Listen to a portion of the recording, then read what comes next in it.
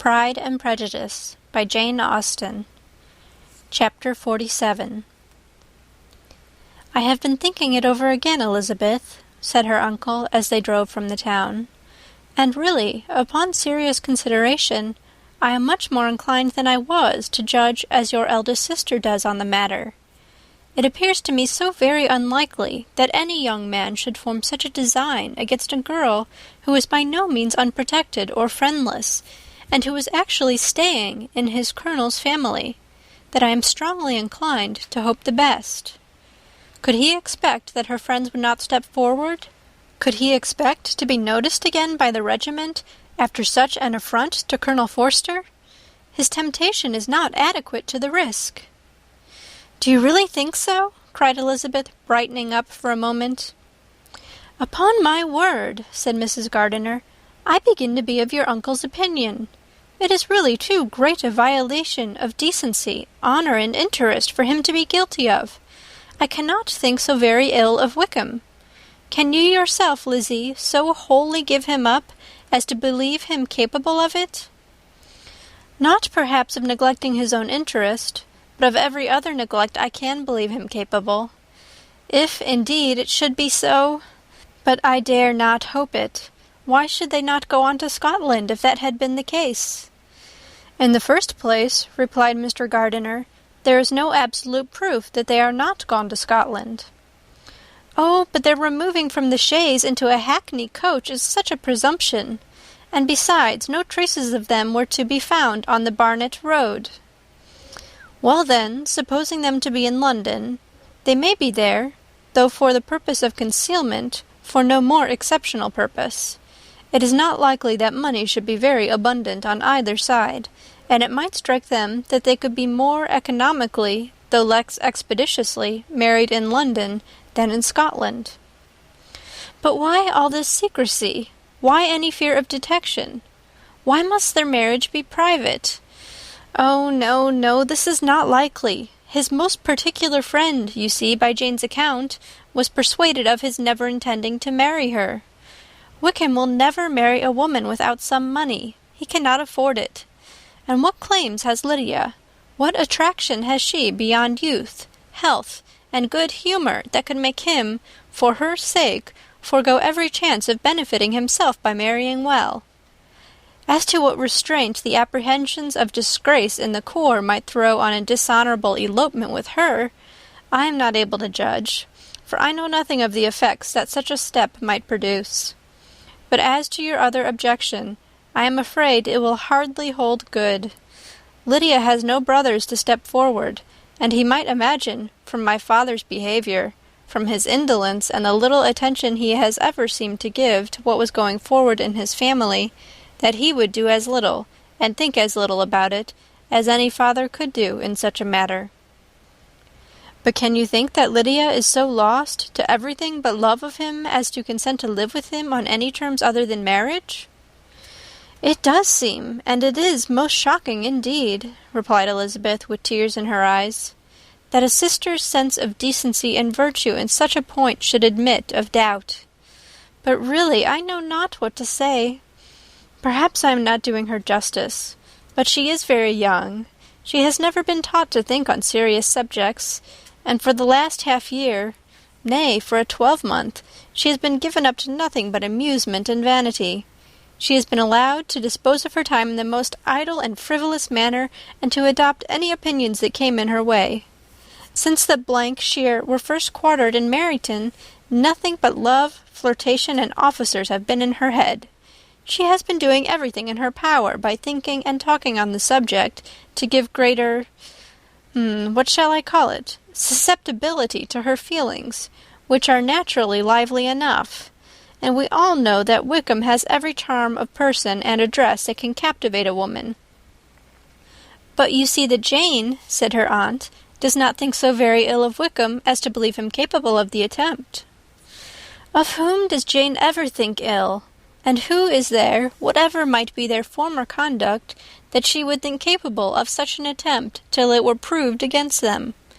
But Jane knows, as well as I do, what Wickham really is. We both know that he has been profligate in every sense of the word, that he has neither integrity nor honor, that he is as false and deceitful as he is insinuating." "And do you really know all this?" cried Mrs. Gardiner, whose curiosity as to the mode of her intelligence was all alive. "I do indeed," replied Elizabeth, colouring. "I told you the other day of his infamous behaviour to Mr. Darcy, and you yourself, when last at Longbourn, heard in what manner he spoke of the man who had behaved with such forbearance and liberality towards him. And there are other circumstances which I am not at liberty, which it is not worth while to relate. But his lies about the whole Pemberley family are endless. From what he said of Miss Darcy, I was thoroughly prepared to see a proud, reserved, disagreeable girl. Yet he knew to the contrary himself. He must know that she was as amiable and unpretending as we have found her." "But does Lydia know nothing of this? Can she be ignorant of what you and Jane seem so well to understand?" "Oh, yes, that is the worst of all. Till I was in Kent, and saw so much both of Mr. Darcy and his relation Colonel Fitzwilliam, I was ignorant of the truth myself. And when I returned home, the shear was to leave Meryton in a week or fortnight time. As that was the case, neither Jane, to whom I related the whole, nor I thought it necessary to make our knowledge public. For of what use could it apparently be to anyone, that the good opinion which all the neighbourhood had of him should then be overthrown? And even when it was settled that Lydia should go with Mrs. Forster, the necessity of opening her eyes to his character never occurred to me. That she could be in any danger from the deception never entered my head. That such a consequence as this could ensue, you may easily believe, was far enough from my thoughts." "When they are all removed to Brighton, therefore you had no reason, I suppose, to believe them fond of each other?" "Not the slightest. I can remember no symptom of affection on either side, and had anything of the kind been perceptible, you must be aware that ours is not a family on which it could be thrown away. When he first entered the corps, she was ready enough to admire him, but so we all were. Every girl in or near Meryton was out of her senses about him for the first 2 months, but he never distinguished her by any particular attention, and consequently, after a moderate period of extravagant and wild admiration, her fancy for him gave way, and others of the regiment, who treated her with more distinction, again became her favourites." It may be easily believed that however little of novelty could be added to their fears, hopes, and conjectures on this interesting subject by its repeated discussion, no other could detain them from it long during the whole of the journey. From Elizabeth's thoughts it was never absent. Fixed there by the keenest of all anguish, self-reproach, she could find no interval of ease or forgetfulness. They travelled as expeditiously as possible, and sleeping one night on the road, reached Longbourn by dinner-time the next day. It was a comfort to Elizabeth to consider that Jane could not have been wearied by long expectations. The little Gardiners, attracted by the sight of a chaise, were standing on the steps of the house as they entered the paddock, and, when the carriage drove up to the door, the joyful surprise that lighted up their faces and displayed itself over their whole bodies in a variety of capers and frisks was the first pleasing earnest of their welcome. Elizabeth jumped out, and after giving each of them a hasty kiss, hurried into the vestibule, where Jane, who came running down from her mother's apartment, immediately met her. Elizabeth, as she affectionately embraced her, whilst tears filled the eyes of both, lost not a moment in asking whether anything had been heard of the fugitives. "Not yet," replied Jane, "but now that my dear uncle is come, I hope everything will be well." "Is my father in town?" "Yes, he went on Tuesday, as I wrote you word." "And have you heard from him often?" "We have heard only twice. He wrote me a few lines on Wednesday to say that he had arrived in safety, and to give me his directions, which I particularly begged him to do. He merely added that he should not write again till he had something of importance to mention." "And my mother, how is she? How are you all?" "My mother is tolerably well, I trust, though her spirits are greatly shaken. She is upstairs, and will have great satisfaction in seeing you all. She does not yet leave her dressing-room. Mary and Kitty, thank heaven, are quite well." "But you, how are you?" cried Elizabeth. "You look pale. How much you must have gone through." Her sister, however, assured her of being perfectly well, and their conversation, which had been passing while Mr. and Mrs. Gardiner were engaged with their children, was now put an end to by the approach of the whole party. Jane ran to her uncle and aunt, and welcomed and thanked them both, with alternate smiles and tears. When they were all in the drawing-room, the questions which Elizabeth had already asked were of course repeated by the others, and they soon found that Jane had no intelligence to give. The sanguine hope of good, however, which the benevolence of her heart suggested, had not yet deserted her.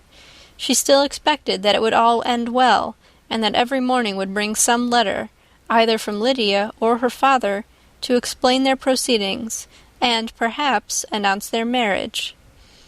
Mrs. Bennet, to whose apartment they all repaired, after a few minutes' conversation together, received them exactly as might be expected.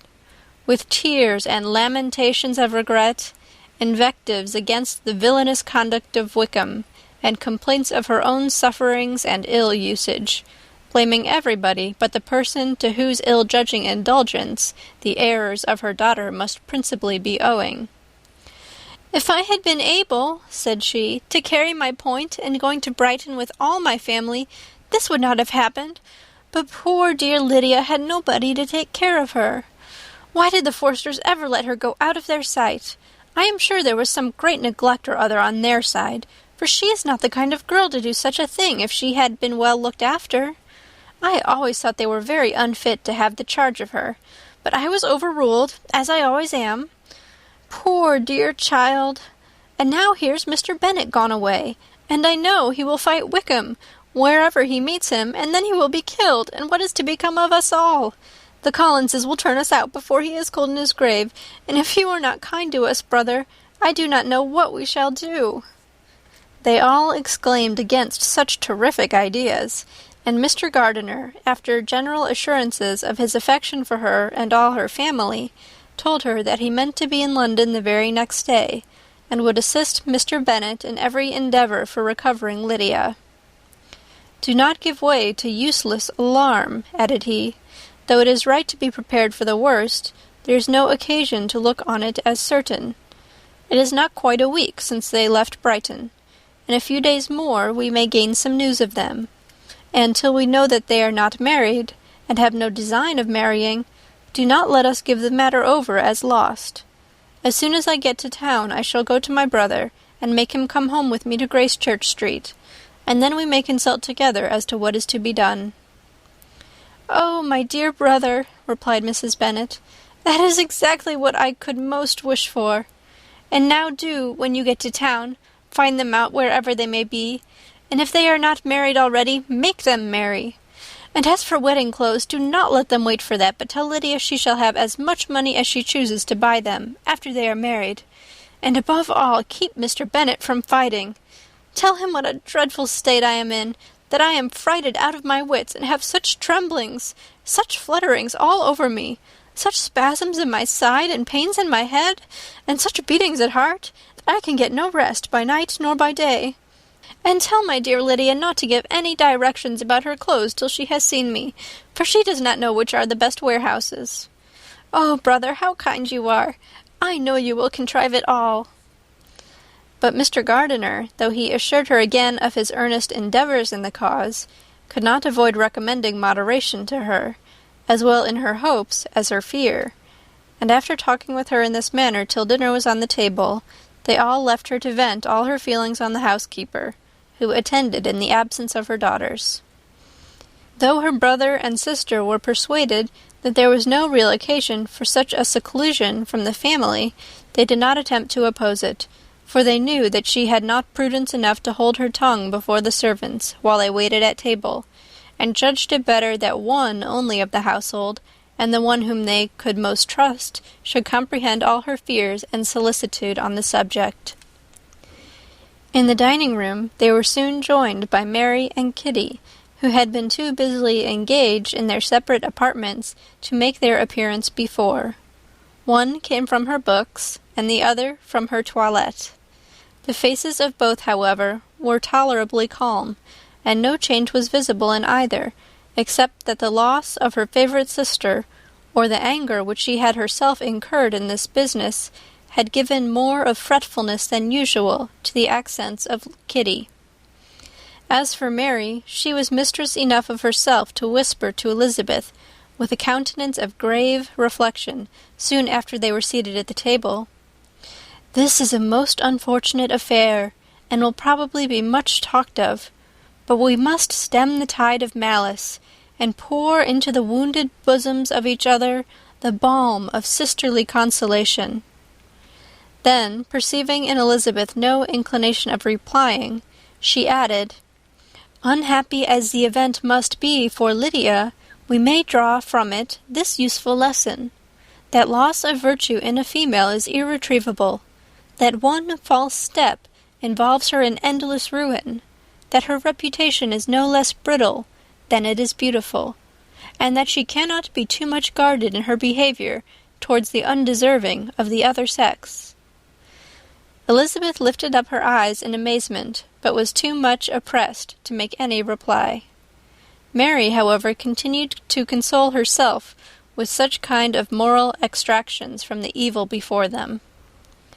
In the afternoon the two elder Miss Bennets were able to be for half an hour by themselves, and Elizabeth instantly availed herself of the opportunity of making any inquiries, which Jane was equally eager to satisfy. After joining in general lamentations over the dreadful sequel of this event, which Elizabeth considered as all but certain, and Miss Bennet could not assert to be wholly impossible, the former continued the subject by saying, "But tell me all and everything about it which I have not already heard. Give me further particulars. What did Colonel Forster say?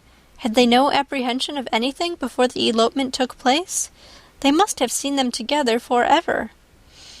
"Colonel Forster did own that he had often suspected some partiality, especially on Lydia's side, but nothing to give him any alarm. I am so grieved for him. His behaviour was attentive and kind to the utmost. He was coming to us, in order to assure us of his concern, before he had any idea of their not being gone to Scotland. When that apprehension first got abroad, it hastened his journey." "And was Denny convinced that Wickham would not marry? Did he know of their intending to go off? Had Colonel Forster seen Denny himself?"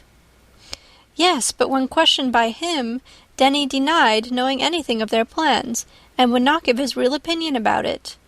He did not repeat his persuasion of their not marrying, and from that I am inclined to hope he might have been misunderstood before." "And till Colonel Forster came himself, not one of you entertained a doubt, I suppose, of their being really married?" "How was it possible that such an idea could enter our brains? I felt a little uneasy, a little fearful of my sister's happiness with him in marriage, because I knew that his conduct had not been always quite right. My father and mother knew nothing of that. They only felt how imprudent a match it must be. Kitty then owned, with a very natural triumph, on knowing more than the rest of us, that in Lydia's last letter she had prepared her for such a step. She had known, it seems, of their being in love with each other many weeks." "But not before they went to Brighton?" "No, I believe not." "And did Colonel Forster appear to think well of Wickham himself? Does he know his real character?" "I must confess that he did not speak so well of Wickham as he formerly did. He believed him to be imprudent and extravagant, and since this sad affair has taken place, it is said that he left Meryton greatly in debt, but I hope this may be false." "Oh, Jane, had we been less secret, had we told what we knew of him, this could not have happened." "Perhaps it would have been better," replied her sister. "But to expose the former faults of any person, without knowing what their present feelings were, seemed unjustifiable. We acted with the best intentions." "Could Colonel Forster repeat the particulars of Lydia's note to his wife?" "He brought it with him for us to see." Jane then took it from her pocket-book and gave it to Elizabeth. These were the contents. "My dear Harriet, You will laugh when you know where I am gone, and I cannot help laughing myself at your surprise tomorrow morning, as soon as I am missed. I am going to Gretna Green, and if you cannot guess with who, I shall think you a simpleton, for there is but one man in the world I love, and he is an angel. I should never be happy without him, so think it no harm to be off. You need not send them word at Longbourn of my going, if you do not like it, for it will make the surprise the greater when I write to them and sign my name Lydia Wickham. What a good joke it will be! I can hardly write for laughing. Pray make my excuses to Pratt for not keeping my engagement and dancing with him tonight. Tell him I hope he will excuse me when he knows all, and tell him I will dance with him at the next ball we meet, with great pleasure. I shall send for my clothes when I get to Longbourn, but I wish you would tell Sally to mend a great slit in my worked muslin gown before they are packed up. Good-bye. Give my love to Colonel Forster. I hope you will drink to our good journey. Your affectionate friend, Lydia Bennet. "Oh, thoughtless, thoughtless Lydia!" cried Elizabeth, when she had finished it. "What a letter is this, to be written at such a moment! But at least it shows that she was serious on the subject of their journey. Whatever he might afterwards persuade her to, it was not on her side a scheme of infamy. My poor father! How he must have felt it! I never saw anyone so shocked. He could not speak a word for full 10 minutes. My mother was taken ill immediately, and the whole house in such confusion." "Oh, Jane," cried Elizabeth, "was there a servant belonging to it who did not know the whole story before the end of the day?" "I do not know. I hope there was, but to be guarded at such a time is very difficult.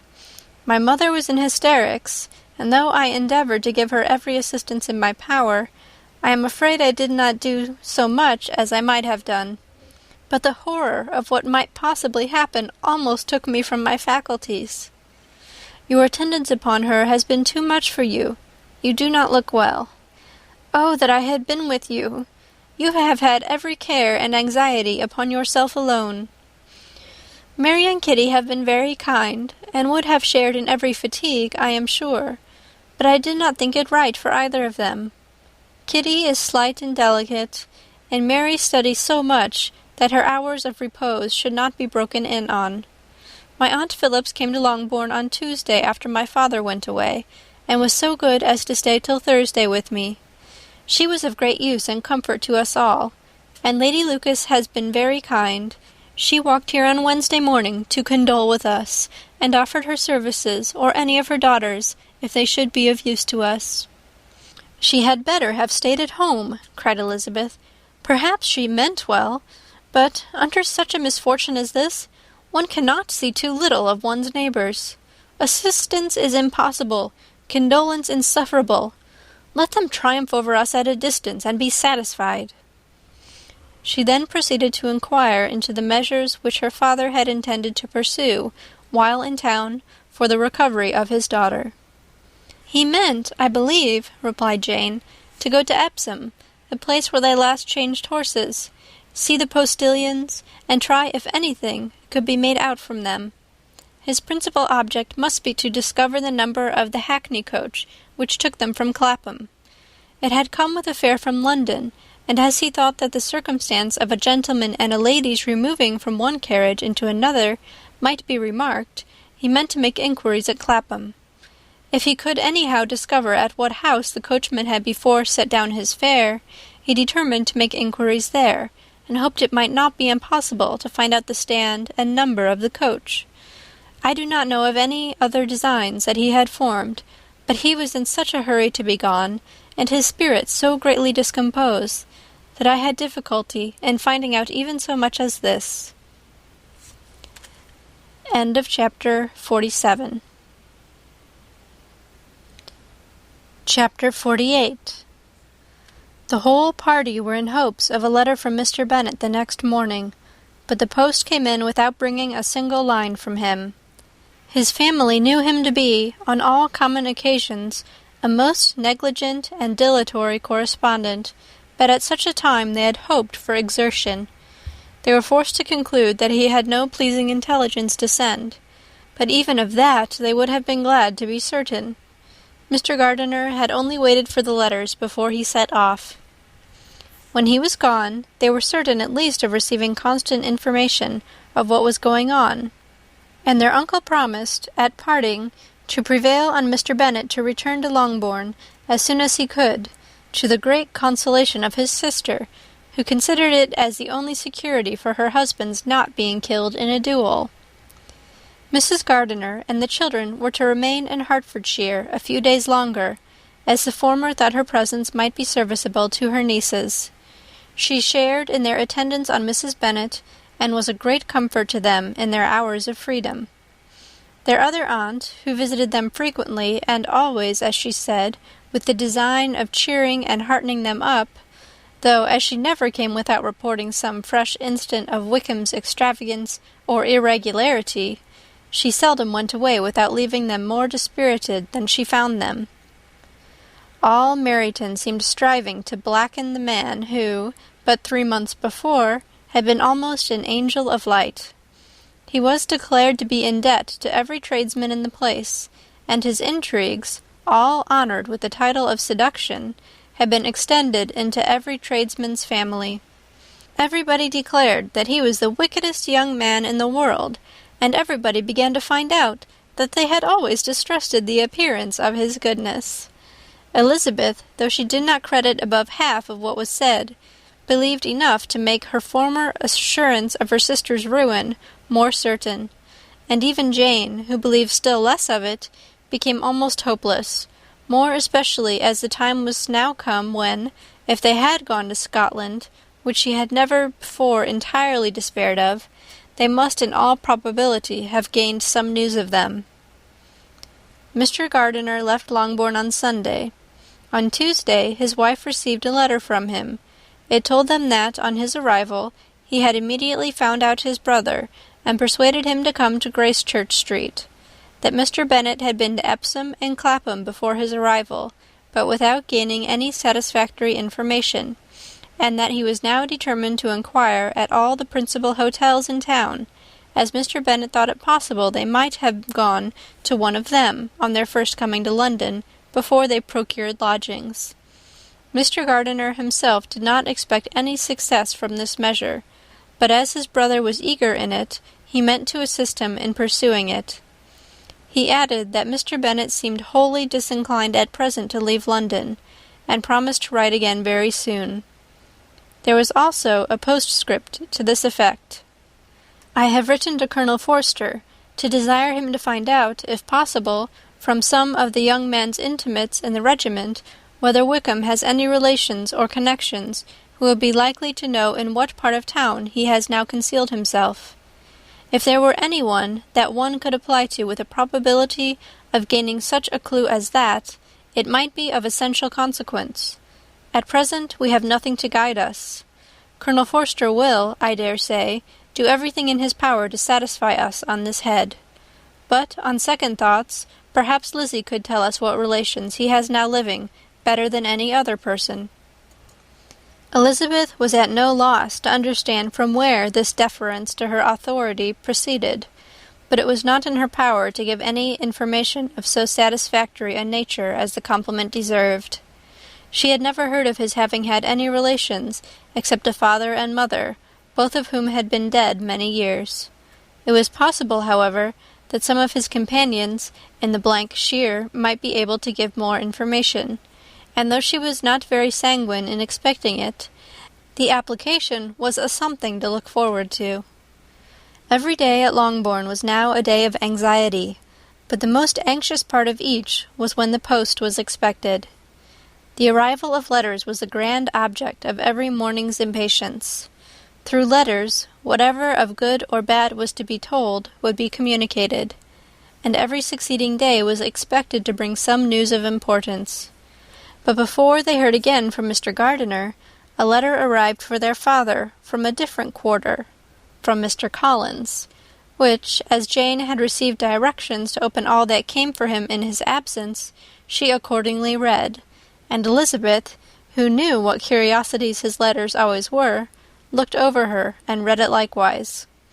It was as follows: "My dear Sir, I feel myself called upon by our relationship and my situation in life to condole with you on the grievous affliction you are now suffering under, of which we were yesterday informed by a letter from Hertfordshire.